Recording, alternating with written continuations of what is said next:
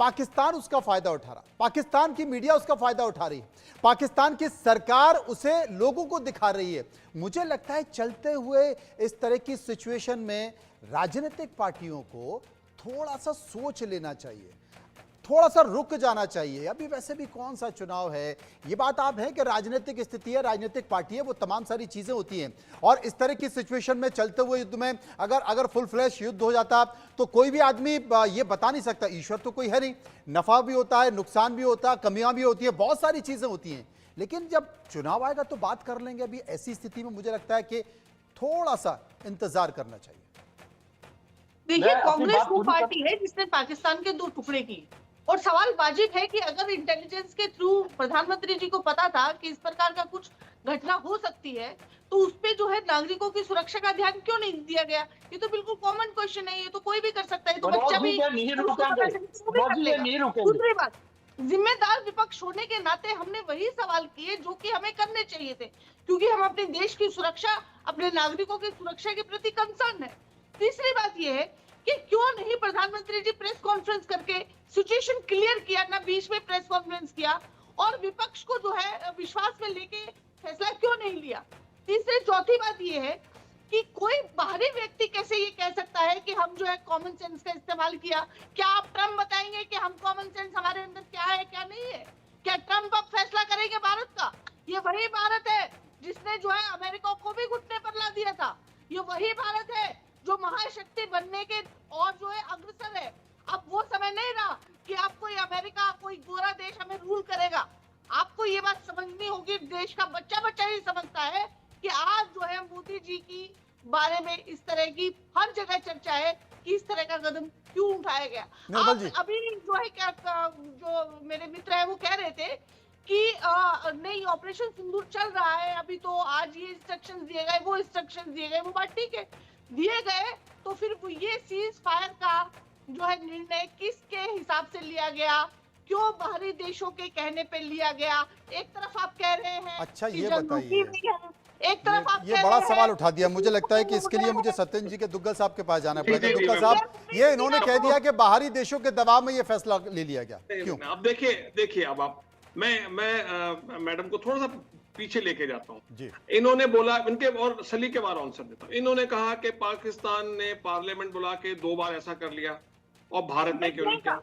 मैंने पाकिस्तान का नाम नहीं लिया साहब, मैंने ये कहा, ये तमाम ये सोशल मीडिया पर तमाम विपक्षी पार्टियां सवाल उठा रही हैं। आपने बोला अभी मैडम जी, आपने बोला अभी कि पाकिस्तान ने 2 बार पार्लियामेंट का सेशन कर लिया, भारत ने नहीं किया।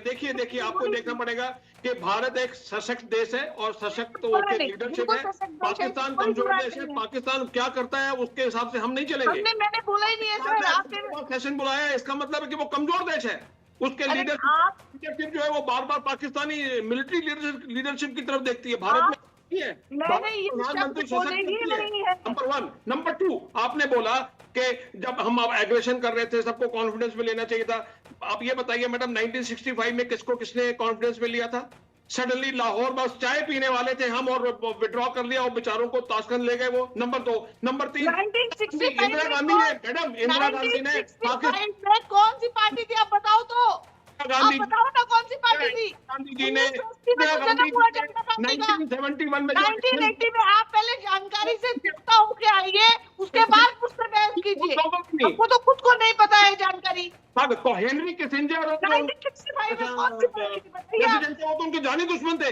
यहाँ रिलेशनशिप दूसरे हैं, यहाँ इक्वेशन दूसरा है। 1970 में तो हेनरी किसिंजर उनके खून के प्यासे थे, इंदिरा गांधी जी के। उनकी किताब में लिखा है हेनरी किसिंजर जी ने, और उनके सहयोगियों ने लिखा है। यहाँ भारत के जो रिलेशनशिप है यूएस के साथ में, वो तो बिल्कुल डिफरेंट प्लेटफॉर्म पर है, और एक मैच्योर डेमोक्रेसी डिफरेंट है साहब।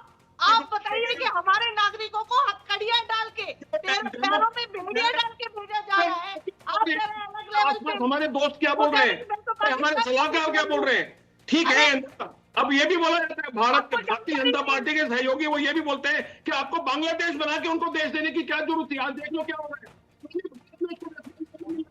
जो कि भारत के प्रधानमंत्री की इस वक्त जो बातें निकल के रही, वो ये हो रहा है कि पाकिस्तान ऑक्युपाइड कश्मीर को भारत में दिया जाएगा। तो हमारे लिए एक उन्होंने देखिए हर बात का जवाब, हर बात कॉन्टेक्स्ट में जानी जाएगी। आज से 20 साल पहले, 25 25 साल पहले, 30 साल पहले क्या, उस हिसाब से नहीं जानी जाएगी इसको। आपको मैडम प्लीज ध्यान रखना चाहिए, कृपया आप जो है वो भारत की जो लीडरशिप है, मिलिट्री लीडरशिप, और सबसे ऊपर जो भारत की जो राजनीतिक लीडरशिप है, उस पर भरोसा रखें।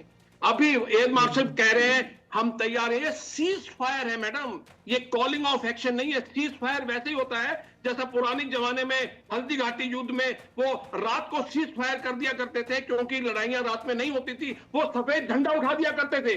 सफेद झंडा उठाने का मतलब ये होता था कि भैया आप विड्रॉ हो जाओ, सुबह फिर आ जाते थे वो मैदान में। उसके बाद में वो सफेद रंग का धुआं उठाना शुरू कर दिया, वो सीज फायर का निशान होता था। अभी सीज फायर है मैडम, अभी कॉलिंग ऑफ एक्शन नहीं है।